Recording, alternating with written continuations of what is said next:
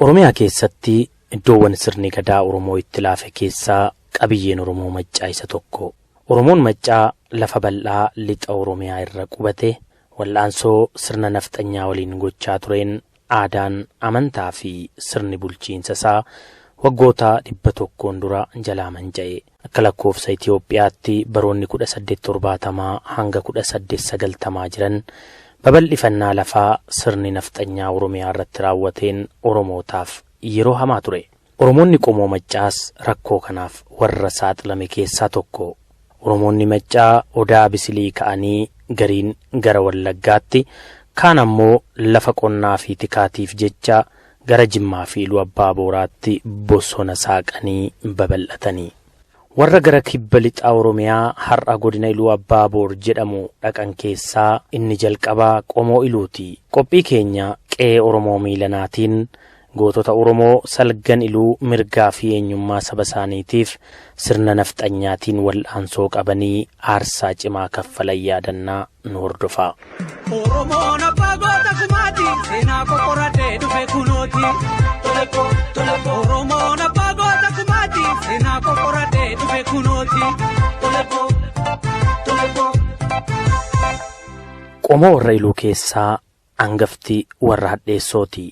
Yeroo sirna mootiitiin hoogganamuun Itoophiyaa keessatti babal'atee turetti Oromoonni iluu sirna gadaatiin bulaa akka turan maanguddoonnii fi ogeeyyiin seenaa ni dubbatu. Waa'een iluu abbaa boor yoo ka'u caalii shonoo yookiin abbaa boor kaasuun dirqama ta'a. Obbo Mirreessaa Gayisaa dhimma kana yeroo dheeraadhaaf qorataniiru. Duraan dursee gara iluu abbaa booraa kan dhufe qomoo hadheessooti. Qomoon hadheessoo qomoo salgee yaayyoo keessaa qomoo isa hangafaa yommuu ta'u, iddoon kana kan dhufe laaftoo guyyee nama jedhamudha. Akka seenaa qorannetti laaftoo guyyee gara godina iluu abbaa booraa erga dhufe booddee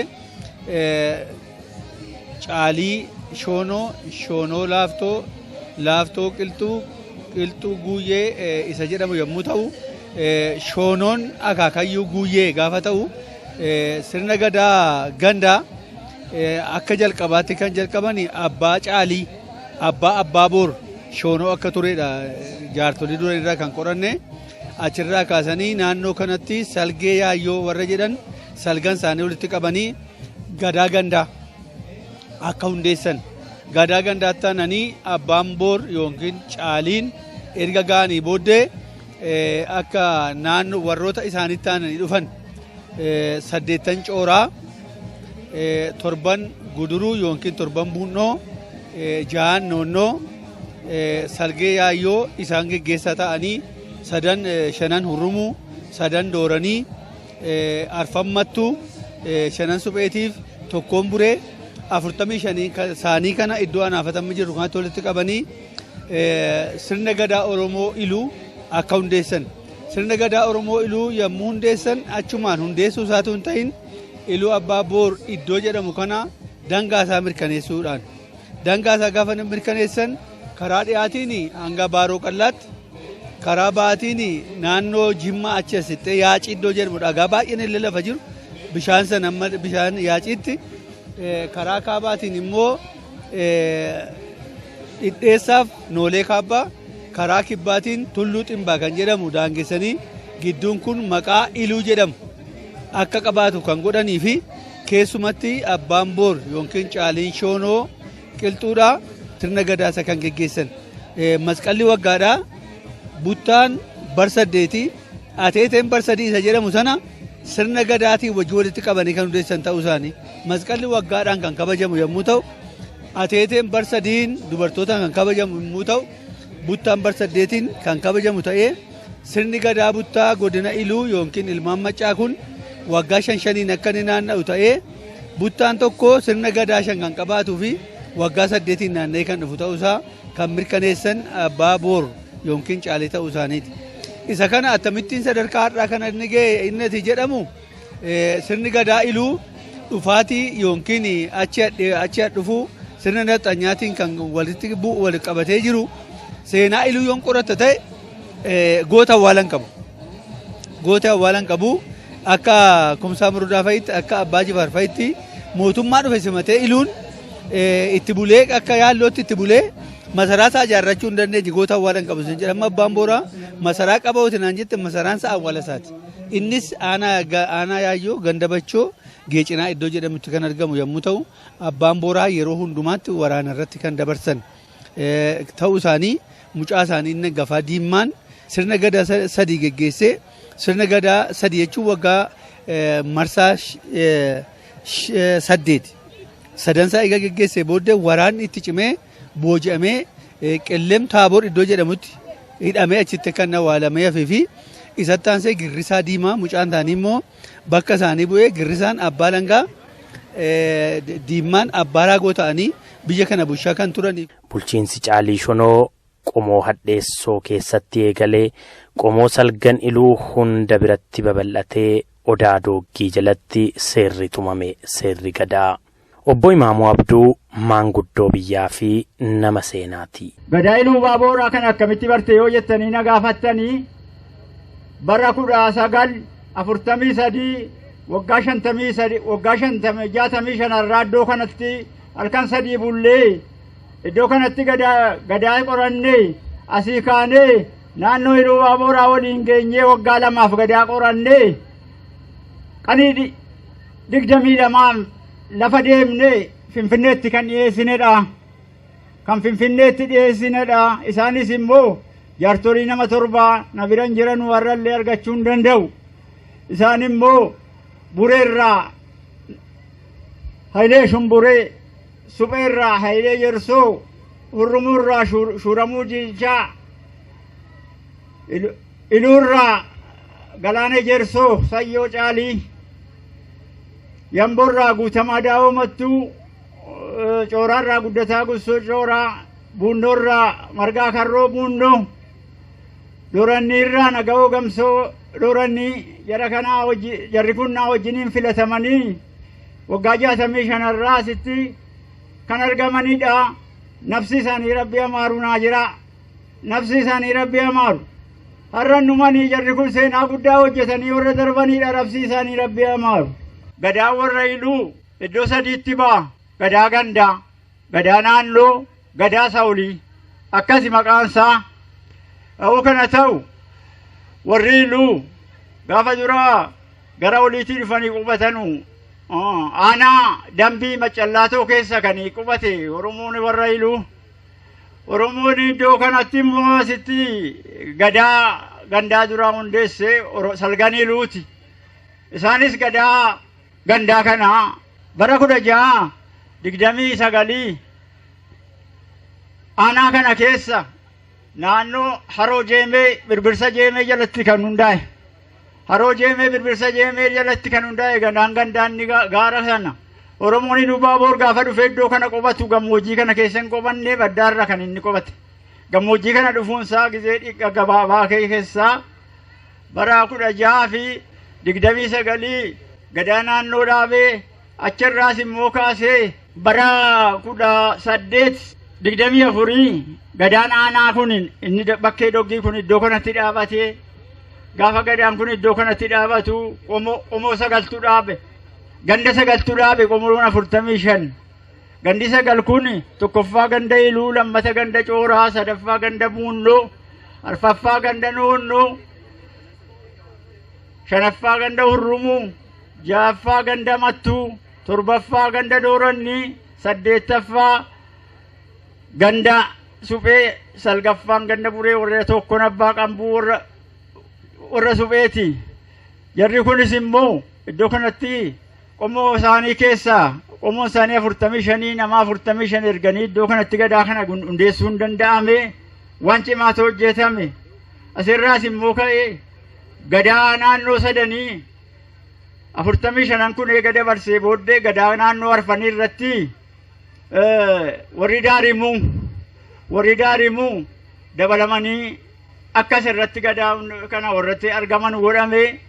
Warri daarimuu kana sanaan dura warri daarimuu akka isaan iddoo kanatti argamuu dhabamanii warri daarimuu warra Wallaggaatu gara keenyatti ba'u jedhanii warri iluu baabuur gara keenyatti ba'u jedhanii sanarratti falmiin ture sana booddee gara kana nu wayya jedhanii warri daan immoo murteeffatan jedhannaan iluu baabuur nu wayya jedhanii murteeffatanii asira gadaa shana arfaffaa irratti dhufanii warri daan immoo asitti dabalamanii achirraa immoo ka'ee gadaa shanaffaa irratti warra guumaytu dabalame bara 1856 buunnoo birbirsa abbaa waggaa jalatti wal ga'ee gadaarsa olii hundeesse gadaa warra olii sadan isa kam yoo jenne Wallaggaa Jimmaa iluu baabuur gaafa sana warri Jimmaatii warri Wallaggaa nullee ras gaziidhaan yookaan immoo mataa kee mataadhaan bulchii horii warra naftanyaatiif walii galleerra isinis walii galaa jedhanii baabuuritti himnaan akka seenaarraa fudhannetti lakki ani hin fudhu tumaaliyyuun ta'uu jedhanii hin fudhu jedhanii didanii deebi'anii 55 qabatanii ofii 56 ta'anii kanaaniyyuu gadaan sadan kun naannoo kanatti mirkanaa'ee gadaa kana immoo bara 1903 naftanyaan biyya keenyatti galee barbadeesse gadaa keenya barbadeesse. Sirni gadaa uummata Oromoof aadaadha malee haaraan turre. Uummanni tummee gizee dhufee bosona kana as biyya kana galu isin gabaabsuuf giddu galeessi yaayoo kana. Warri dura dhufan qomoon hangafni warra iluuti. Iluu keessaa immoo warra hadheessooti. Qomoon kun naannoo kana dhufee biyya kana dhufee wal duraa boodaan dhufan. Kana dala dhufan qomoo wal duraa boodaan gizee dhufan sagal yeroo jennu adda baasu nurra jira. Salgee iluu jira addanumatti. Qomoon sagal immoo jiru. Qomoon sagal kun iluun sagal, coora 8, buunnoon 7, noonnoon 6, hurrumbuun 5, mattuun 4, doranniin 3, supheen 2, bureen immoo warra qoraatti 1. Qomoon kun hundiniyyuu iddoo naannoo isaatti gadaa qaba. Giddu galeessi kun immoo maal ture? Yaa'ii salgan iluuti. Hundeeffama waggaa tokkoffaa salgee yaayoo asirratti waan sirreessinu jiraachuu danda'a. Yaa'ii salgan iluuti. Salgee yaayoo asitti jira. Qomoon salgan sun coora iluuti amma bureetti warri jiran teessoo meeqa qabu? Teessoo 45 qabu. Asitti wal ga'anii seera tumatu, seera baafatu, biyya isaanii bushaa turan. Dhimma nageenyaa irratti, dhimma siyaasaa irratti, dhimma dinagdee irratti walii mari'achaa turan. Sirni gadaa Oromoo warra iluu erga mataa gadi qabatee waggoota 132 ta'eera. Akka lakkoofsa Itoophiyaatti bara 2007 Odaa Dooggiitti deebi'ee haarome sirni gadaa salgan iluu. Baranas waggaa tokkoffaa haaromsa sirna gadaa salgan iluu 15 bara 2008 irraa eegalee guyyoota 5f godinichatti kabajameera.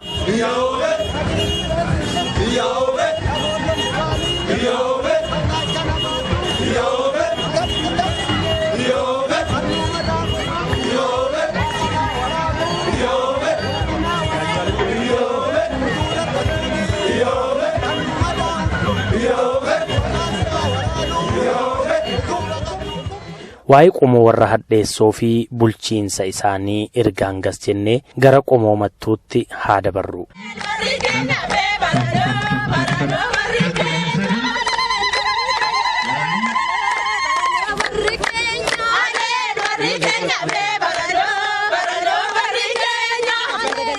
Qomoowwan iluu salgan keessaa warra mattuurraa kan dhalatan fatansa iluu goota Oromoo galmee seenaa irratti hedduu hin faarfamnedha. Yeroon isaa bara 1875 akka lakkoofsa Itoophiyaatti sirni nafxanyaa Minilikiin hoogganamuu lafa bal'aa uummanni Oromoo kallattii hundaan irra jiraatu dhaaluudhaaf ija kalaabsuudhaan ilaaluu eegaleera.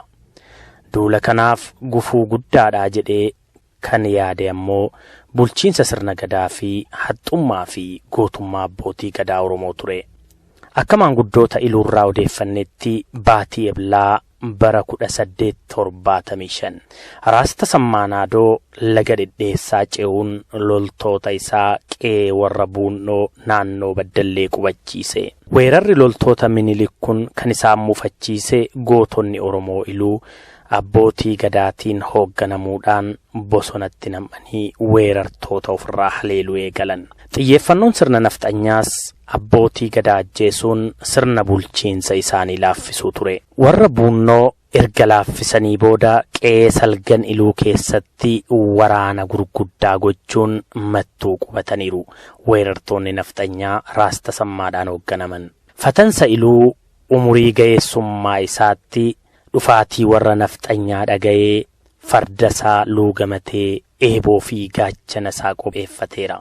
Bakki weerartoonni nafxanyaa qubatan kun ammoo Qarsaa Googillaa qe'ee qomoo mattuuti. Abbaan gadaa salgan iluu inni yeroo sanaa Fatansa iluus gootota Oromoo biroo qindeessuudhaan waraanatti bane weerartoota nafxanyaa irratti. Bara 1875 hanga 1878 waraana cimaa Qarsaa Googillaa irratti raawwatameen Oromoonni hedduun aarsaa kaffalaniiru jedhu maanguddoonni. Silaa daariin lafa keenyaa bishaaniif bishaanii daarii ganda iluu tokko jechuun asiin gabbayee asiin saakkiidhaa asi. Ganda urrumuu jechuun saakkiidhaa achiif soorii asi. Ganda mattuu jechuun soorii achiif gumaroodhaa asi.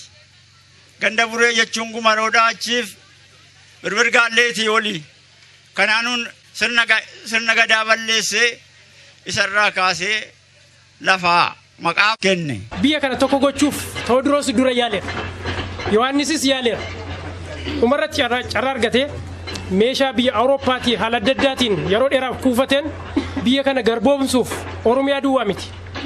Beenishaangul, Gambeellaa akkuma Itoophiyaatti yeroo duraaf kan biyya kana uf jalatti jilbeeffachiisee sabaaf sablammii aadaa isaa seenaa isaa dhiitee busheenyi Minilik. Gara Iluu Abbaabooritti immoo gizee ergatu immoo ergamaansaa Raasta Sammaanaadooti.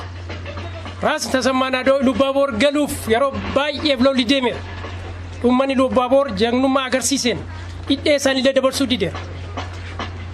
Asitti Diimaa Caaliifaa beektu lolli inni deemsiseen booji'amee amma qeellamitti deemeera nafxanyoota jechuudha. Ilmi isaallee Girrisaa Diimaa fa'aa sana booda waan inni deemsa beeka. Seenaan kun seenaa bal'aadha. Weerartoonni nafxanyaan kana dhufanii qubatan yeroo ayyaana Faasigaara. Yeroo isaan biyya kana dhufanii qubatan Fattansaa Iluu fa'aa baddaa goree irratti mari'achaa turan. Achirratti wal ga'anii achitti illee mari'atanii goota Iluu Abbaaboor walitti qabuutiin Fattansaa Iluu warra qubatan iddoo turan sana nafxanyoota loltoota nafxanyootaa akka haala barbaadameen ijaaramanii dhufan sana irratti lola kaasan. Lolli kun kan deeme eenyu gidduutti. Weerartoota sirna nafxanyaaf gootota Iluu Abbaaboor akkuma Bakar Bawaaree fa'aa Fattansaa Iluutiin qindoomanidha. Lolli kun bultii 5 deemeera. Raasnaadoon meeshaa ammayyaa qaba. Yeroo baay'ee hidhatanii dhufaniiru. Oromoonni illee fincilanii tokko illee isatti makamanii jiru. Haala kanaan akkan ta'een ijaaramee dhufee haa ta'u iyyuu malee loltoonni Iluu Abbaaboor gaachanaan eebootiin yeroo Diimaa Caaliifaa immoo booji'amu immoo isaan immoo meeshaa booji'anii turan gootonni Iluu Abbaaboor nafxanyootarraan asii karaa qellam Wallaggaatti dizeenna achillee itti booji'amee deemu. Haala kanaan lolli kun bultii 5-7 deeme. Dhumarratti Fattansaa Iluu fardisaa boolla keessa galee jalaa cabe. Kana booda isa booji'anii lolli sun yeroo dheeraaf deeme. Karaa nafxanyaas namni baay'een dhumeera. Karaa gootota Oromoo Iluu Abbaaboor namni baay'een dhumeera. Haala kanaan lolli sun moo'icha eenyuutiin raawwata. Uummata tokko gochuun hin danda'amu. Itoophiyaan hundi iyyuu qabamteetti Oromiyaan iyyuu qabameera. Uummanni Iluu Abbaaboor jara sana jalatti kufu. Loltoonni Fattansaa Iluu kanaan hin dhaabbanne. Fincilaatoo deemanii otoo lolaa deemanii yeroo dheeraaf dawoo bosona diduu keessa galan. Achi keessaallee warri diduu keessa galan gootummaatii yeroo dheeraaf illee lola akka isaan deebisan hin beekama seenaa keessatti. Sana booda gara warra nafxanyaatti yoo deebinu Raasnaadoon biyyi kun biyya ciisaadha miti. Lafni kun lafa ciisaadha. Maal filatan asii ol ilaalanii gama ilaalanii baddaa sana arganii baddaa goree mul'ata miti. Baddaa goreetti jedhanii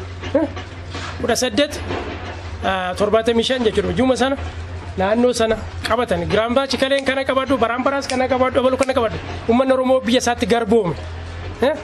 Gaagura jiramiti amma sooqee kana mukatti sallee nan gaagura hidhatu muka gaagura hidhatu illee itti gabbare uummanni keenya jechuudha. Fatansaa iluu yookiin abbaan ayyaansoo biyya kana fuudhee sirna gadaataatis ijaaree yommuu inni jedhu sirni waraanaa Minilikii yookiin sirni nafxanyaa itti ga'ee abbaan ayyaansoo yookiin fatansaan iluu waraana irratti qarsaa gogillaatti fardi isaa waraanamee ofii waraanamee qabamee iddoo sila jedhame sana naannoo mattuutti qarsaa gogillaatti qabamee gara sanatti achi deebi'ee hidhamee hidhaa sana keessatti boolla sana keessa ture achumatti du'ee kan awwaalame ta'uu isaatiif iluun harka nafxanyaatti kan kufe ta'uu isaatii fi sirni gadaa iluu akka abbaa ayyaansoo yookiin fatansaa iluutti kan ture ta'uu isaati. Fatansa iluus waraana cimaa booda fardisaa qarsaa googillaatti boolla bu'uun booji'amee wareegame. Gootonni Oromoo hedduun erga abbaan gadaa isaanii wareegamee boodas harka hin kennine.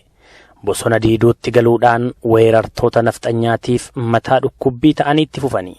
Sirni gadaa Oromoo garuu humna dhabee laafe. Jaarraan 19ffaan xumuramee hanga walakkeessa jaarraa 20ffaatti sirni nafxanyaa bifa jijjiirrachaa qe'ee Oromoo irratti itti fufe. Oromoon abbaa goota kumaati seenaa qoqqoradhee dhufe kunooti. Oromoon abbaa goota kumaati seenaa qoqqoradhee dhufe kunooti. Bara 1928 akka lakkoofsa Itoophiyaatti Xaaliyaan Itoophiyaa weerarte. Weerartoonni nafxanyaa qe'ee salgan iluu qabatanii jireenyi itti ho'uu jalqabde weerara Xaaliyaan baqatanii iddoo dhufanitti deebi'anii. Yeroo kana Oromoonni iluu weerara nafxanyaarraa loltoota Xaaliyaaniitiin wal'aansoo qabu eegalan. Jaarraa kana keessatti gootota iluu keessaa waa'ee Firrisaa Abbaa Waggaa waan muraasa isinitti himuu yaade. Firrisaa Abbaa Waggaa bara 1870 keessa Qomoo Oromoo Maccaa warra Buunnoorraa dhalate. Umurii isaa ijoollummaa weerara nafxanyootaa keessatti kan dabarse goonni Oromoo Firrisaa Abbaa Waggaa umurii isaa ga'eessummaa keessaa immoo wanti biraa isa mudate. Waggoota 5 weerartoonni Xaaliyaan Itoophiyaa keessa turan Firrisaa Abbaa Waggaa hawaasa naannoo qindeessuun loltoota Xaaliyaan waraanaa ture. Bara 1933 yeroo warri salgan iluu loltoota Xaaliyaan dadhabsiisanii biyya isaanii bilisoomsan mi'eeffataan midhaan warra soddaa liqeeffataa akkuma jedhamu weerartoonni nafxanyaa qe'ee salgan iluutti qajeelan. 34 keessa nafxanyaan deebi'ee immoo dhufe ala Xaaliyaanii ofirraa ari'anne isinii nu waqtanii battanii deebinee isinii hin abboomnu jedhee dinnaan lolli guddaan ka'ee toobbaadhaa kaasee lolli sun amma bureetti ka'e. Lola guddaa ka'e sana keessaa Firrisaa Abbaa Waggaa waannaan warri dura buusee lola kaasee waashaatti gale. Jarri kun baqatanii waashaatti galanii biyya qabatanii baqannaan nafxanyaan kottaa biyya keessan isinuma bulchaa giddiin hin jiru kottaa simmaarraa jedhee nama 9 qabee fannise. Toobbaarraa nama tokko fannise, Beddelleerraa Firrisaa Abbaa Waggaa fannise, Cooraarraa Hiikaa Abbaa Saabal fannise, Yaayyoorraa Shuggut Buushan fannise, Dhaabaa Qambuu fannise, Urrumurraa Irreessoo Qiiboo kan jedhan fannise, Mattuurraa Kummaa Gaa'oo kan jedhan fannise, Goreerraa Mardaasaa Filaate, Supherraa Umar Gumar nama salgan kanatu fannifamanii Oromoodhaa jedhanii gadaa Oromootii jedhanii har'allee qallii ta'e. Jarri kun salgan gadaa Oromootiif fannifamanii. Sana booddee Morodaa Galaan ani hin kennu harka koo hin araaramu jedhee caakkaatti gale. Amma maal goona kan jedhanu mari'atanii. Isaan mari'atan kun Raas Daargee Fitawraarii Bashaa Xuquree nafxanyaa Oromooti. Kan Oromoo fixe malee Sidaamnitti iyyuu hin dhigneen baqataa ittiin siqu. Nafxanyaa Oromooti iyyuu Oromoo fixe. Bashaa Xuquree Fitawraarii Xurunaa. Jarri kun maal godhanii eega iluuni Morodaa wajjiniin caakkaatti galee baddaatti galee ibiddatti gadhiisaa jedhanii ibiddatti gadhiisanii iluu baadinkaa biyya tokko guutuu fixani. Biyya tokko guutuu gubatee dhume yaa jiran seenaadhaaf jedhee waan qalli itti ilaalamu miti. 1911 hanga 1928tti Buunnoo kan bulchanii fi kan hoogganaa turan yoggaa ta'u bara 1928tti weerartoonni xaaliyaanii gara biyya keenyaa dhufuudhaan asumaan hoggaasaan gara beddelleetti achi as ce'uudhaaf hidheessatti dhufan ammas gonkumaa jechuudhaan alagaan biyya koon bulchu jedhanii hidheessa gamatti guutummaa godina iluu abbaa boor keessa gootota jiran bulchitoota abbootii gadaa hooggantoota qomoo adda addaa kan godina iluu abbaa boor kurfeessuudhaan gurmeessuudhaan dura dhaabatan 1928 hanga 1933tti xaaliyaanii waliin morma wal qabanii gonkumaa akka isaan kana keessa boqotanii biyya kana hin binne bakkee adda addaatti waraana gurguddaa gaggeessaniiru. Keessumaa dirree waraana Saambee naannoo Aallee godhee jiru keessatti uummanni godina iluu abbaa boor uummata godina naannoo kana jiru uummata Oromoo wajjin wal kurfeessuudhaan xaaliyaanii booji'anii meeshaa harkaa booji'anii hooggantoota isaanii jeneraalota sadiin booji'anii biyya kana keessaa eeggaa argatanii booda biyyi keenya yeroo bilisa bahetti bara 1934tti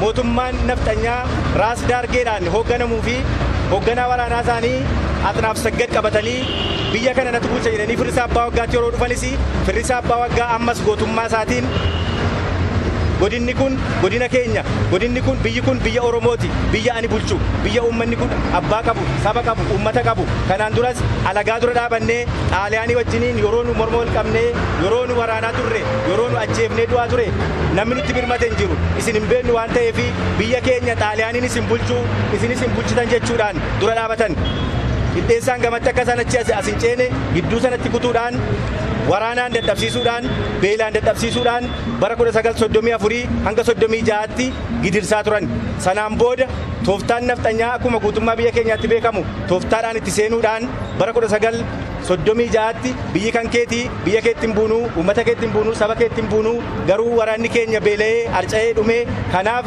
walii gallaa hin araaramne jechuudhaan maatii isaanii jaarsa biyyaa naannoodhaatti erguudhaan harka lafa jalaatiin immoo nafxanyoota naannoo beddellee kana naquudhaan waraana hidhachiisanii eeggachiisuudhaan bara 1936 firrisaa abbaa waggaa dhimma kana Oromoon gootummaa qabaa Oromoon beekumsa qabaa haa ta'u malee araaraaf nagaa waan jaallatuuf dhuguma dhimmi kun dhimma uummata kootiif bu'aa buusudha dhuguma dhimma nageenya ta'udha jechuudhaan warratti dhiyaatu amanuudhaan meeshaa isaa waraana isaa qabatee yeroo inni gara beddellee kanatti dhufutti harka lafa jalaatiin nafxanyoota jala naquudhaan hoogganaa waraanaa isaa Atnaaf Saggad dhukaasee akka inni ajjeesu haala mijeessuudhaan yeroo inni meeshaa isaa hiikkatee akka aadaa Oromootti araaramna waan jedhameef meeshaa irra tarkaanfatanii walii galanii horii qalanii dhiiga buusanii araaraaf yeroo inni qophaa'ee dhufetti firrisaa abbaa waggaa dhukaasanii ajjeesan sanaan booda bara 1936 asuma magaalaa Beddellee naannoo mana barumsaa Raas Tasammaa jedhamu kanatti birbirsatti fannisan yeroo firrisaa abbaa waggaa fannifamee du'u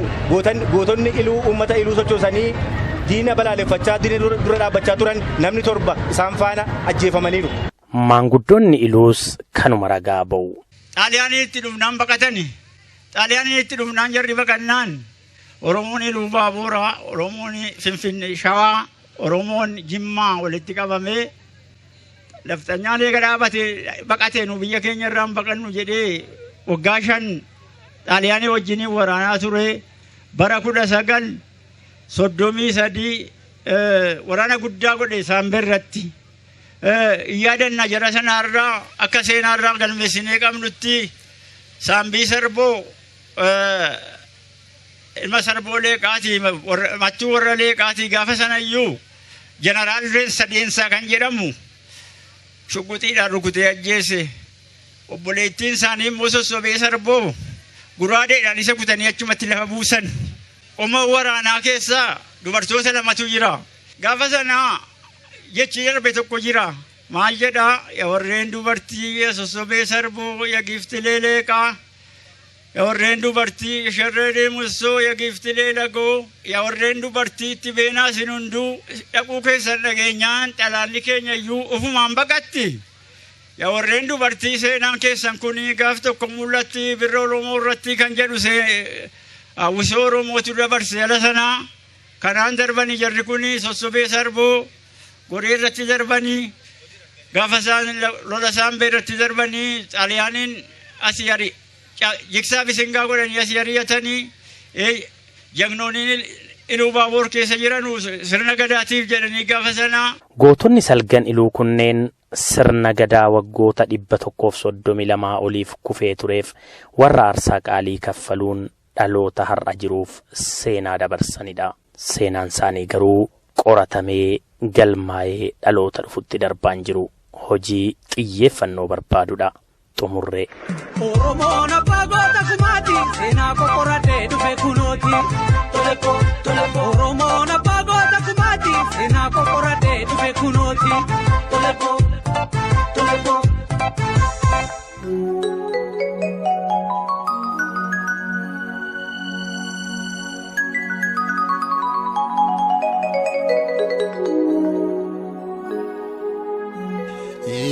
Iluu abbaa booraa biyya jalii shonnoo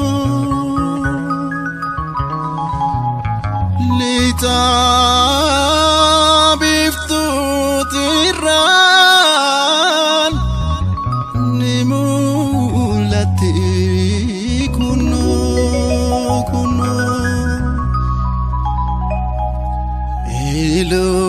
Iluu abbaa booraa biyya firrisaa baogaa biyya meetii shaangoo ni mul'atti kunoo.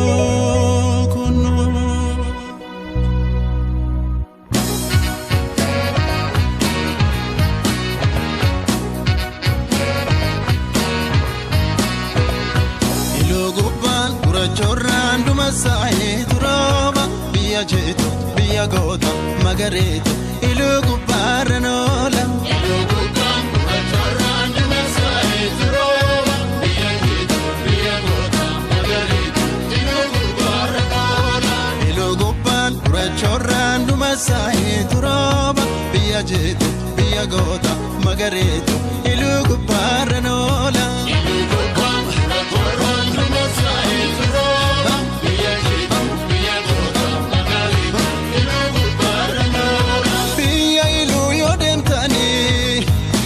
So abbaa booraa biyya daadaa biyya dammaa biyya yaayoo daawwata.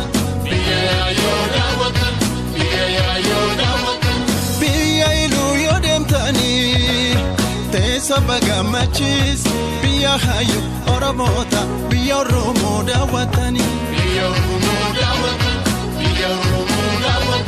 Biyya iluu yoo deemtanii biyya magariitu. Biyya looni, biyya buuna, biyya maatoo daawwatan. Biyya iluu yoo deemtanii, biyya mootiin duraa teessoo godhatanii, seera tumaatanii, biyya seena, biyya goota, biyya gooree daawwatan.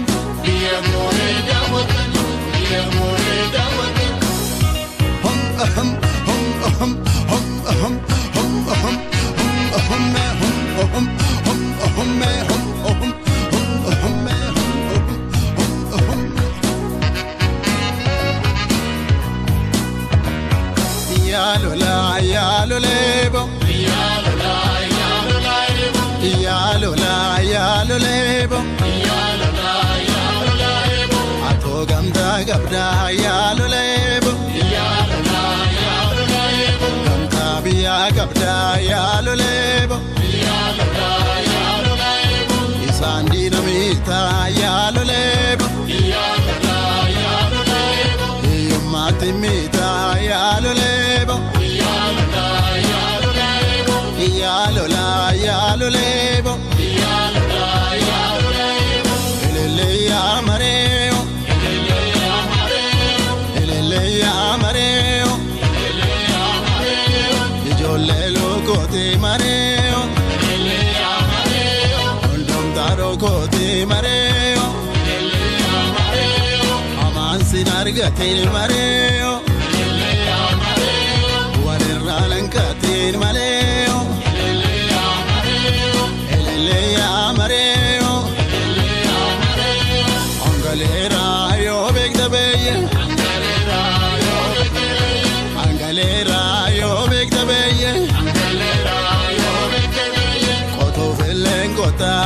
bektabeye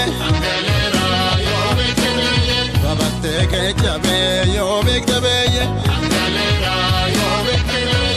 lolo felle lokta yo bektabeye amanti kenabe yo bektabeye angalera yo bektabeye reba rebe reba rebe reba rebe reba rebe anan saya ogoleto madalukna mogoleto anan saya ogoleto madalukna mogoleto reba rebe reba rebe reba rebe reba rebe